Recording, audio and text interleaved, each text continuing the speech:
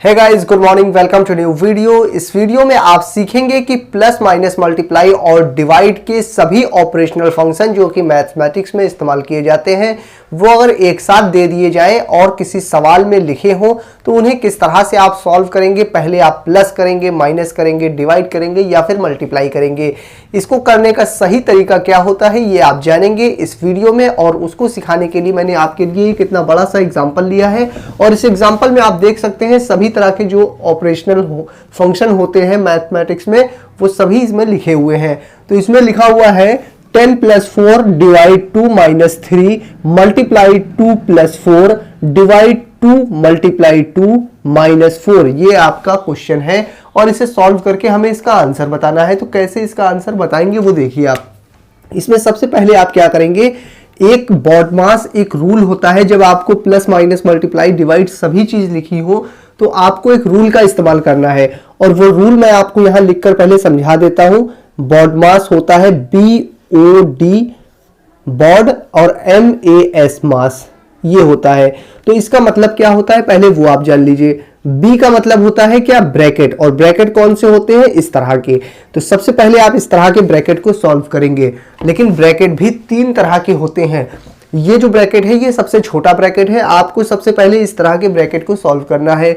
उसके बाद जब इसके अंदर का काम खत्म हो जाएगा तो ये ब्रैकेट भी खत्म हो जाएगा, और उसके बाद आपको इस तरह के ब्रैकेट को सॉल्व करना है। और इस तरह के ब्रैकेट को कहा जाता है कर्ली ब्रैकेट या फिर मंझला ब्रैकेट। यानी कि ये जो बीच में लिखा है ये सबसे छोटा ब्रैकेट है, और उससे बड़ा ब्रैकेट ये वाला है, इसको इससे बड़ा ब्रैकेट कहते हैं।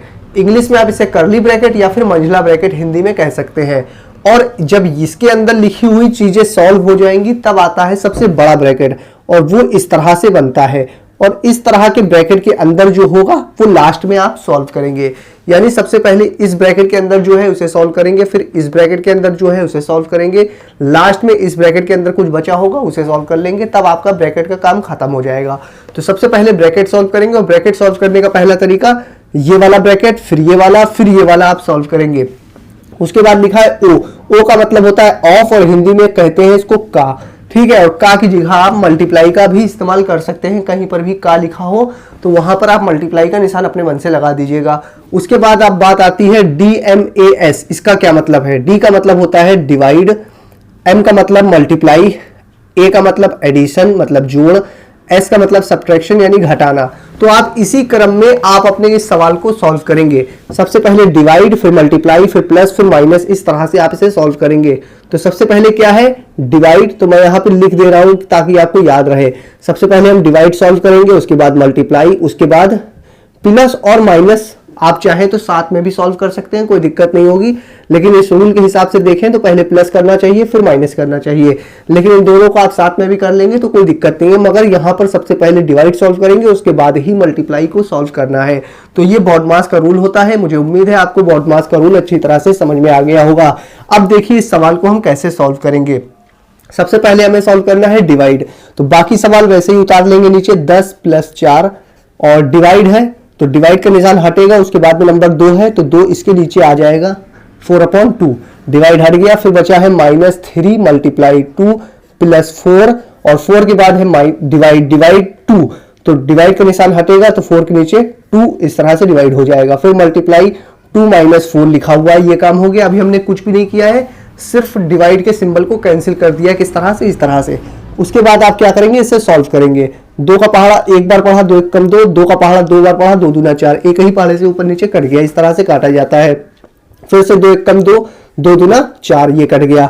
अब इसे आया सॉल्व करके 10 प्लस यहाँ पे बचा है 2, नीचे 1 लिखने की जरूरत नहीं है, -3 मल्टीप्लाई 2, उसके बाद प्लस यहाँ पे लिखा है 2 मल्टीप्लाई 2 -4, ये लिखा है, पूरा पूरा सेम उतार दिया। अब अगला स्टेप क्या करना है, डिवाइड का निशान यहां से खत्म हो चुका है, डिवाइड खत्म हो गया। आप क्या करेंगे, सॉल्व मल्टीप्लाई। तो जहां जहां मल्टीप्लाई है उसे सॉल्व करेंगे, बाकी वैसे ही उतार देंगे।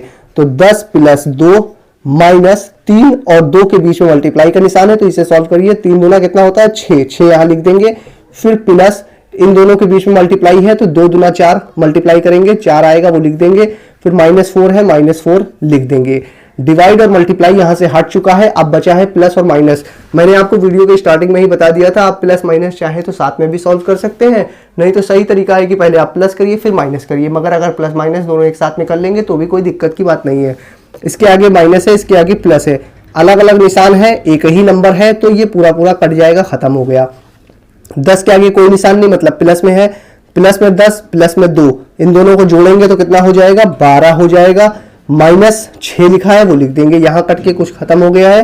अब 10 में से 6 घटाएंगे तो बचेगा 6 और यही आपका आंसर हो जाएगा। तो इस तरह से इसे सॉल्व किया जाता है। तो मुझे उम्मीद है ये सवाल आपको अच्छी तरह से समझ में आ गया होगा। ये वीडियो आपको कैसी लगी आप मुझे कमेंट करके बता दीजिए। अगर आपके दिमाग में कोई सवाल है जो आप मुझसे पूछना चाहते हैं तो कमेंट करके आप मुझसे पूछ सकते हैं। मैं फिर हाजिर होऊंगा किसी और नई वीडियो में। जब तक के लिए बने रहिए जय सर के साथ।